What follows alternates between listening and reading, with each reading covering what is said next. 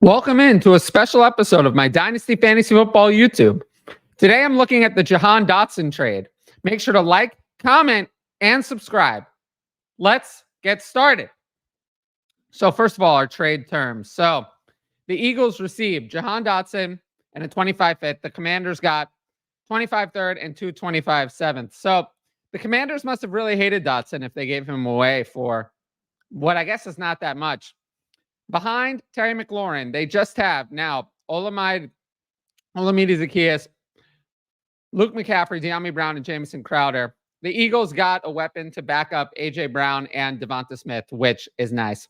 Let's break it down, starting with the Eagles. What's now the Eagles side? Jahan Dotson. I mean, he's basically dead to me. Not that he was ever really alive, but, you know, he didn't do anything in 2022 or 2023. In 2022, he was better. I mean, 35 catches, 523 yards, 7 touchdowns on 61 targets, 2.9 catches, and 43.6 yards a game. He was solid route runner on a limited sample size. The reception perception numbers really look good. Targets were not really there. But then in 2023, he just didn't deliver. He played a full 17 games, and he had 49 catches, 518 yards, 4 touchdowns, 83 targets, 2.9 catches, and 30.5 yards a game. But the worst part is that he was like one of the top players in routes run, and he still did nothing. His yards per route run was horrible. Targets per route run was horrible. I mean, everything about him was horrible. Now, the situation that he's going into, no players on the Eagles in 2022 to 2023, outside of the big three, A.J. Brown, Devonta Smith, and Dallas Goedert, averaged more than 3 targets or 20.8 receiving yards per game. And that was from Quez Watkins in 2023. So he's dead. I mean, I moved Jahan Dotson down from wide receiver 60 to wide receiver 81. That might be even generous. He's in the Rashad Bateman, Treylon Burks range. You can't cut them because of their first-round draft capital, but they won't turn it around. Washout wide receivers almost never turn it around. I mean, really, who was the last wide receiver? And you tell me one. Put it in the comments if you can think of even one who failed in their original spot, was traded away because their team did not want them, not because they couldn't negotiate a contract, not because they were, expensive, but the team just didn't want them. They were traded away, and then they succeeded in their new location. Can we think of one? I couldn't think of any. Maybe I'm missing one. But the odds of Dotson succeeding are slim to none. I mean, most people on this career path are N'Keal Harry, Elijah Moore, those types of players. It doesn't work. So, yeah, I'm pretty much done with Jahan Dotson. Now, next up, Johnny Wilson. So there's really no impact on the top weapons on the Eagles by adding Dotson. If anyone is telling you that adding Jahan Dotson is going to help or hurt A.J. Brown, Devonta Smith, or Dallas Goedert, just ignore them. That's not going to be the case. There's no impact on any of those players. But I actually really liked what I was hearing from Johnny Wilson as a stash because he was impressing in camp. We know that the wide receiver 3 role on the Eagles is not worth anything. But if someone gets hurt, there's contingent upside. But acquiring Dotson, who still has 2 years left on a cost-controlled contract, makes Wilson's path to the wide receiver 3 tough, if not impossible. He's also dealing with a concussion at the moment. Unfortunately, you can cut Wilson in most dynasty leagues. It's just these types of wide receivers are not the players you want to hold at the bottom of your roster. You want to hold running backs. You want to hold backup quarterbacks in Superflex, but not wide receivers, especially since the wide receiver 3 role on the Eagles isn't valuable anyway. And now he has added competition for it. So it sucks. This was someone actually who might have gotten time on a stash video of mine if this trade did not happen. Unfortunately, we'll have to move on to another stash. Now, if you like my YouTube content, you should sign up for the Patreon. You get my rankings, access to the Discord, and the ability to ask in-advance questions for the YouTube videos. Tiers, keep forgetting to put this up there. Rankings, Discord, in-advance questions. Tiers begin at just $6 a month and include all of that. Now, redraft and start sit content will only be on the Patreon. I will be covering those on the Patreon, in the Patreon Discord as discussions. This channel will remain solely focused on Dynasty Fantasy Football because that's what I'm best known for. If you want to know more about the Patreon, check out my why you should join the Patreon video on the channel. It's there. I might do another one, focusing mostly on start sit to promote that before the season. But there is one on the channel. It details everything I have to offer.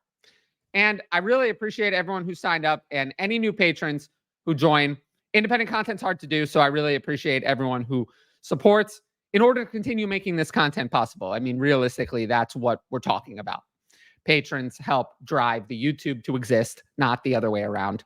So, you know, I just hope people continue to sign up for the Patreon if you like the YouTube content, so the YouTube content can continue. Now, with that said, let's get into who I actually think is the biggest beneficiary of this trade. It's not Luke McCaffrey, which is what I think a lot of people are saying, but Ben Sinnott.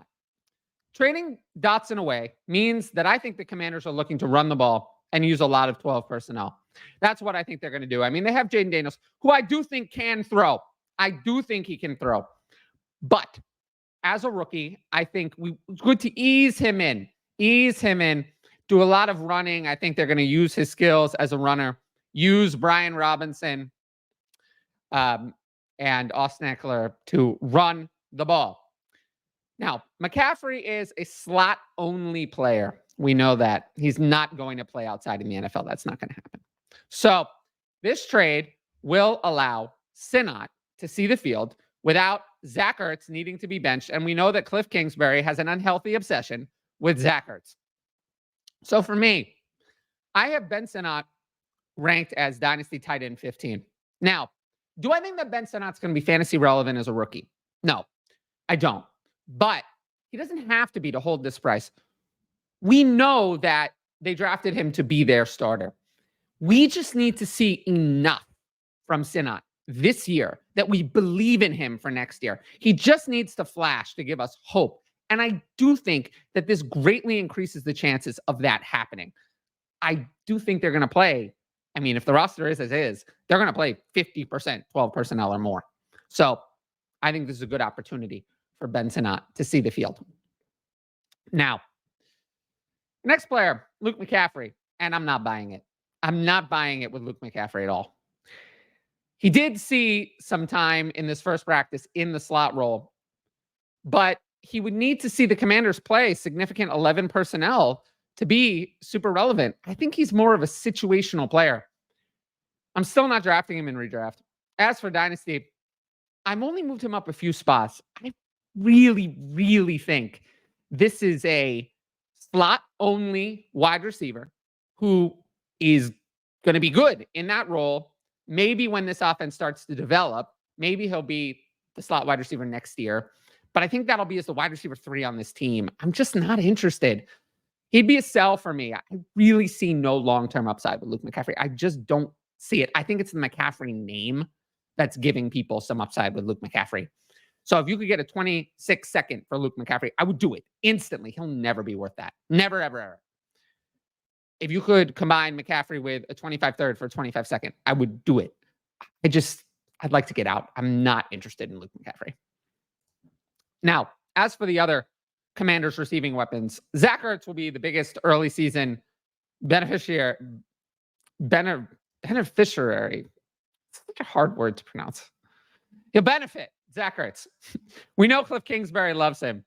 I still doubt he'll really be startable, but he'll have some tight end 2 weeks and be a must roster player in Dynasty. I do think in any tight end premium Dynasty, you should pick up Zach Ertz because you need depth in season. I have no interest in De'Ami Brown or Olamide Zaccheaus. Zaccheaus is a journeyman wide receiver who's never really done anything. He's been fine here and there. Those types of players are not super interested in Dynasty.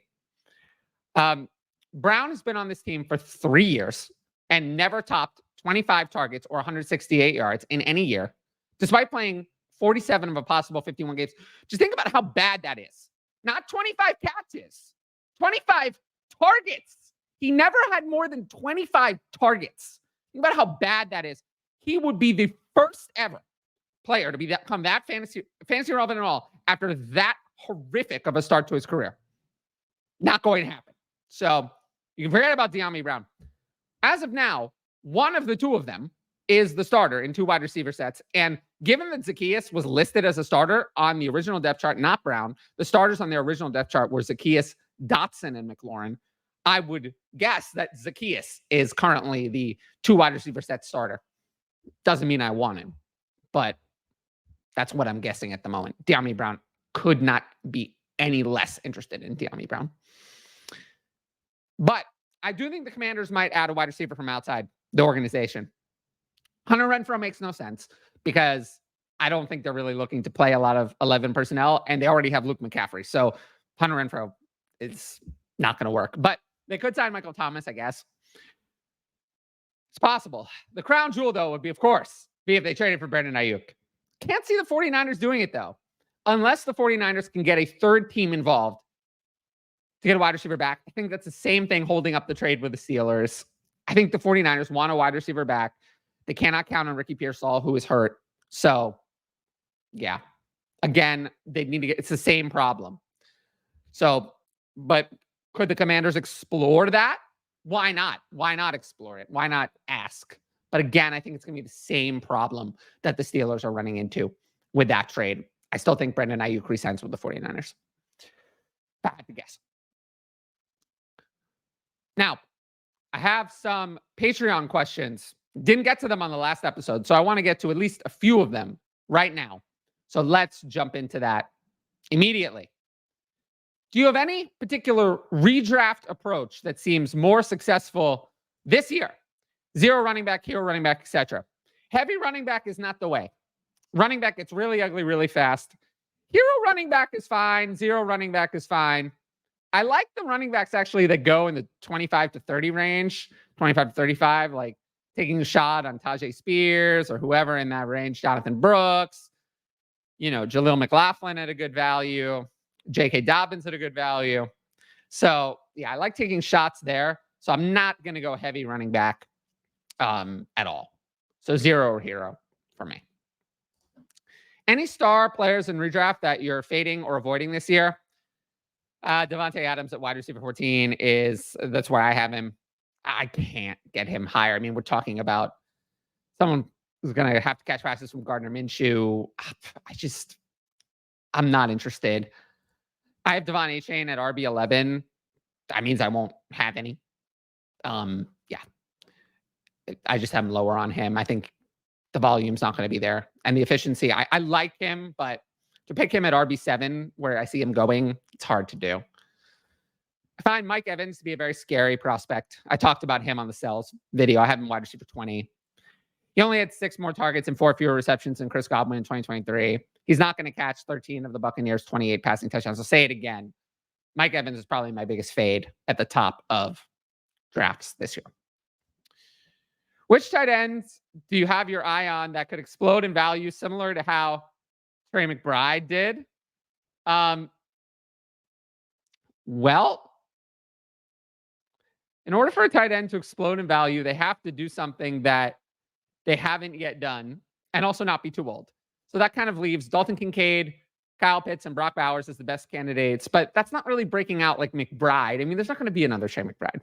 If I had to pick one, it's actually Ben Sinnott, who could, if he earns a starting role near the end of the year, we talked about earlier, could start off slow and then become a really major part of the offense midseason. If I had to pick another one, Luke Musgrave or Tucker Kraft. But that's probably going to require injuries to one of them or to multiple wide receivers, forcing the Packers to go to 12 personnel. So that one's maybe more of a long shot. Lastly, how much attention do you pay, if any, to trending players? I've noticed that managers pick up players up there. 0. I just add the players I want to add. I suggested adding Carson Steele and Jordan Whittington before they were trending. If you're watching, that's why you need to join the Patreon for those extra tips that don't necessarily come up on here until they're trending.